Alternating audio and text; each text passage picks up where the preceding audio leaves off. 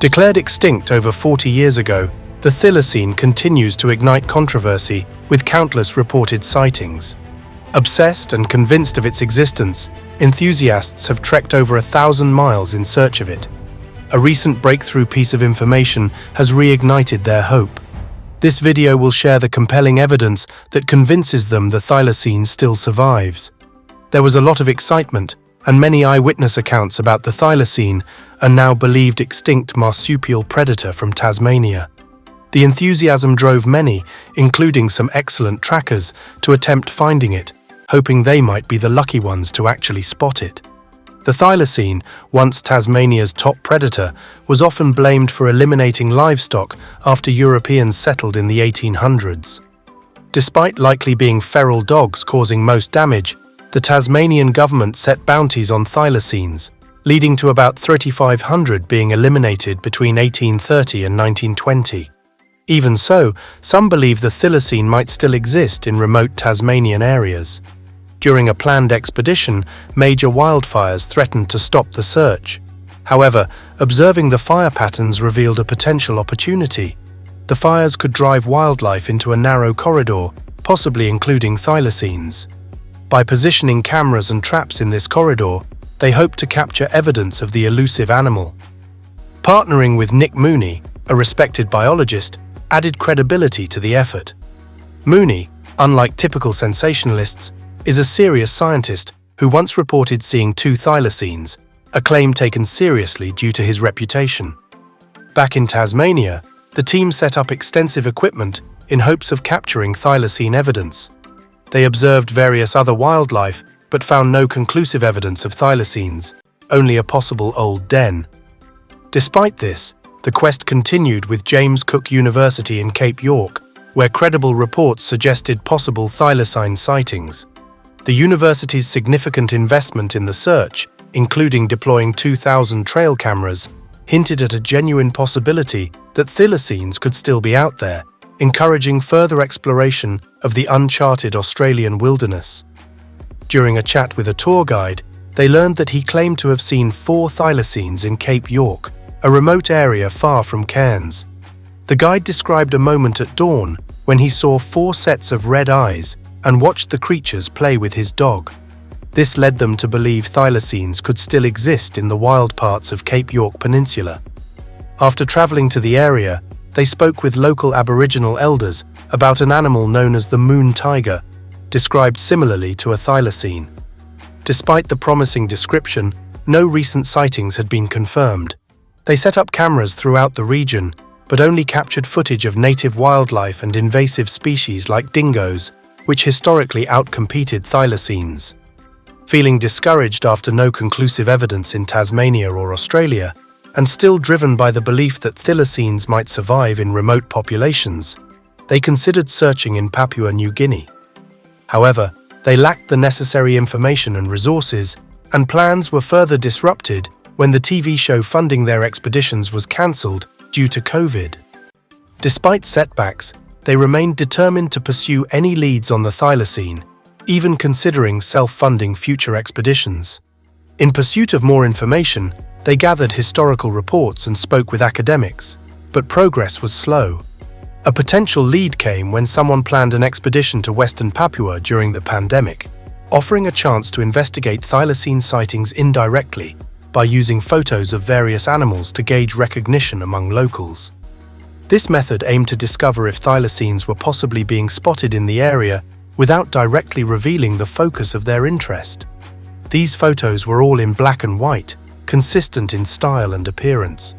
The person told their friend, who was planning to climb the mountain, to bring 10 photos. They were to be shown to the guides during their downtime at night to see which animals the guides recognized from their mountain climbing experiences and which they did not. Surprisingly, this was a blind study with no reason for anyone to lie. The guides confirmed seeing 6 of the animals, including saltwater crocodiles, tree kangaroos and wallabies among others. Notably, more than half of the guides, 4 out of 6, reported seeing a thylacine, but none mistook the other animals as ones they had seen. This confirmed their knowledge of local wildlife, acknowledging they didn't see the other 4 animals, but did recognize the 6. Further inquiry revealed frequent sightings of crocodiles, regular sightings of tree kangaroos, and only rare sightings of what they called striped dogs. They also mentioned never seeing dingoes, which was significant since the absence of dingoes meant less competition for the thylacine. The focus then shifted to a specific area at the mountain's base, difficult for dingoes to access, possibly harboring thylacines. By 2020 and 2021, scattered reports of thylacine sightings, including adults and cubs, were trickling in from villagers and guides.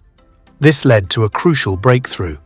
Contact was made with a woman named Rose, working at the University of Port Moresby on Papuan singing dogs, a species thought to have been lost but rediscovered a few years earlier. These were vocal, large carnivores, and finding them had been challenging. This underscored the difficulty in locating a quiet, elusive marsupial like the thylacine.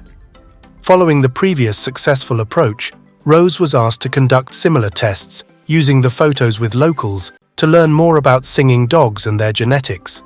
Through her surveys, she discovered many singing dogs, often mixed with local hunting dogs, showing the prevalence and adaptation of these animals in the area. Rose ventured into remote villages, striking up conversations with the locals despite the challenging lack of cell phone service. These excursions could last anywhere from 3 to 4 weeks, or even a full month, during which time there was no communication from Rose. When she returned, her updates were usually disappointing, often a simple, "Nope, nothing." However, one unexpected day, an email from Rose broke the silence.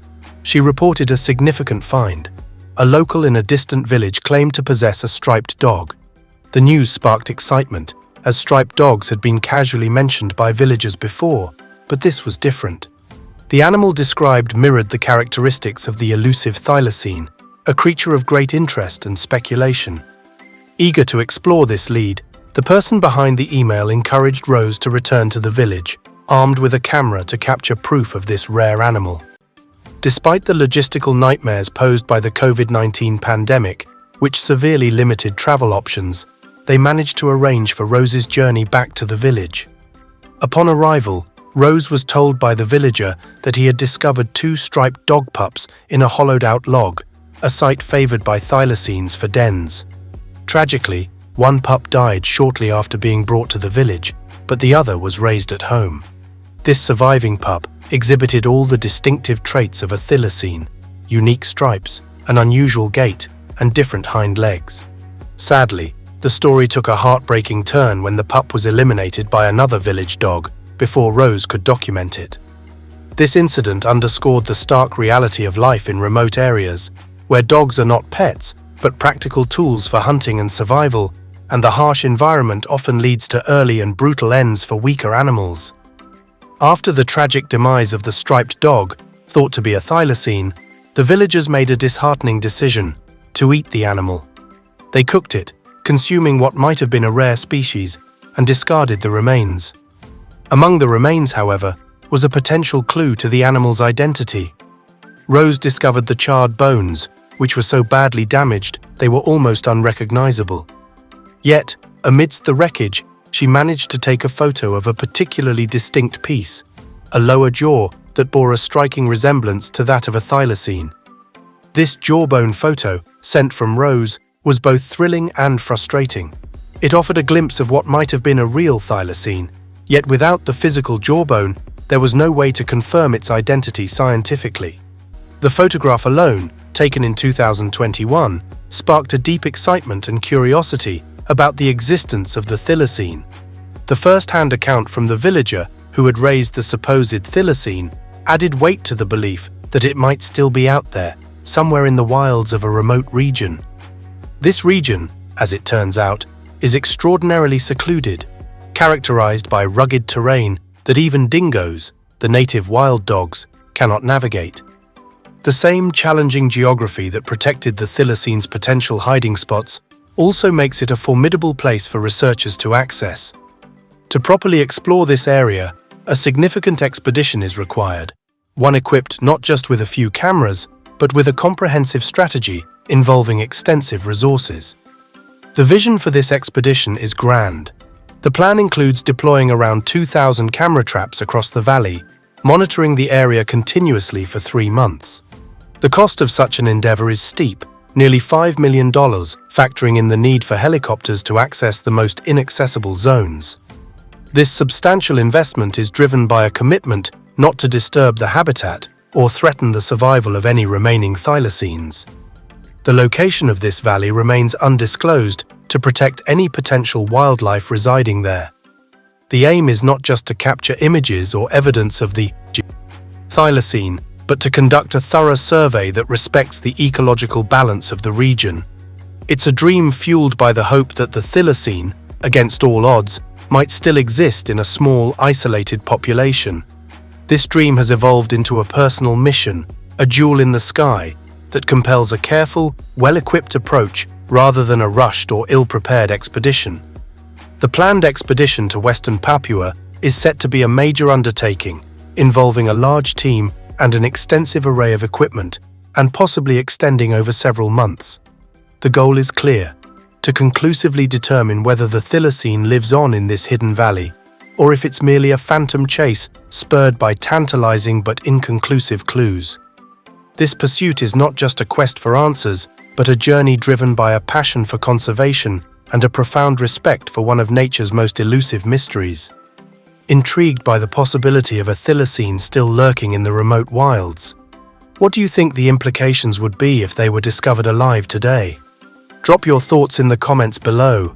Don't forget to hit that like button and subscribe for more wildlife mysteries and conservation adventures.